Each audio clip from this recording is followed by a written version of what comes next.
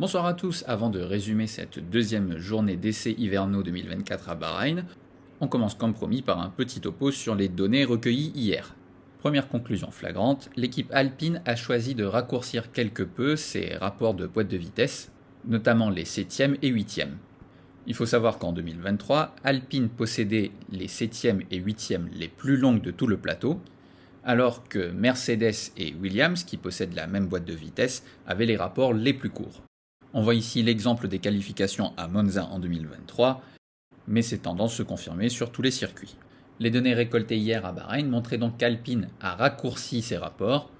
Cela étant, ils restent tout de même plus longs que ceux de Mercedes cette année.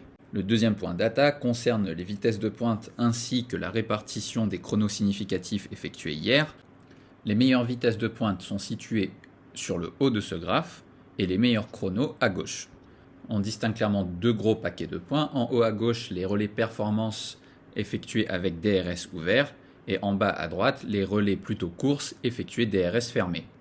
Pérez débutait la journée immobilisé dans le garage Red Bull à cause de problèmes de surchauffe de frein et nous avons eu droit à notre premier drapeau rouge en fin de matinée. Une plaque de regard s'est déplacée suite au passage de Leclerc.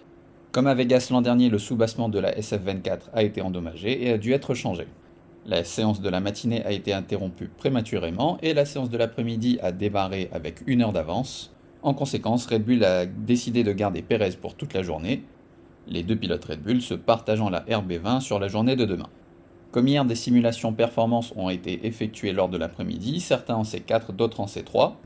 Pour tenter de gommer au moins une des variables, on a regroupé sur ce tableau les meilleurs chronos effectués par chaque équipe. Lorsque le meilleur chrono a été effectué en C4, on a rajouté pour cette équipe le meilleur chrono en C3, qui sera le pneu le plus tendre utilisé lors du Grand Prix de Bahreïn la semaine prochaine. Si on regarde les télémétries des temps effectués en C3, on peut effectuer deux remarques. Premièrement, contrairement à hier, Red Bull reprend un avantage assez significatif en ligne droite. Pérez a effectué son meilleur temps à 36 minutes de la fin. Les images télé montrent qu'il n'y avait personne devant lui et qu'il n'a pas bénéficié d'aspiration particulière.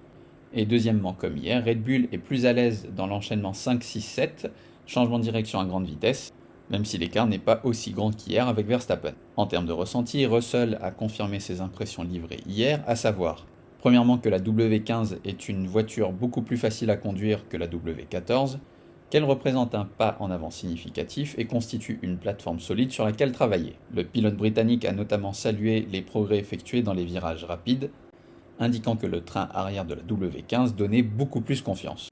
De son côté, Charles Leclerc indique que le comportement en piste de la SF24 est le même qu'en simulateur et qu'il n'y a donc pas eu de mauvaise surprise à ce niveau. Là aussi, la SF24 est plus facile à conduire.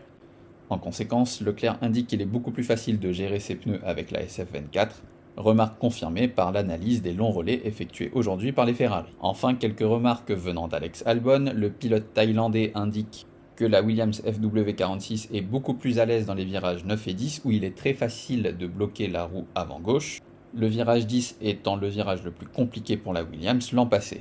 L'an dernier, la Williams était une des voitures possédant les meilleures vitesses de pointe, à tel point qu'il était très facile de prévoir qu'elle allait être efficace sur les circuits type Monza. Albon indique que cette année, Williams gardera une vitesse de pointe correcte, mais que l'avantage sera réduit afin que la FW46 soit performante sur une gamme plus large de circuits. Enfin, Albon a observé que les meilleures voitures, c'est-à-dire par exemple la Red Bull et la Ferrari, étaient devenues pratiquement insensibles au vent et qu'il ne pouvait pas dire la même chose de la Williams. On sait que cette sensibilité au lacet était un des points de travail majeurs de Ferrari au cours de cet hiver. Russell, Albon, Leclerc et Andrea Stella ont tous les quatre aujourd'hui affirmé que les chronos effectués montraient que Red Bull gardait son statut de favori. Le pilote Mercedes s'accrochait lui à un espoir, que Red Bull ait trouvé dès le premier jour des essais la fenêtre optimale d'exploitation de sa RB20 et que Mercedes en reste encore éloigné.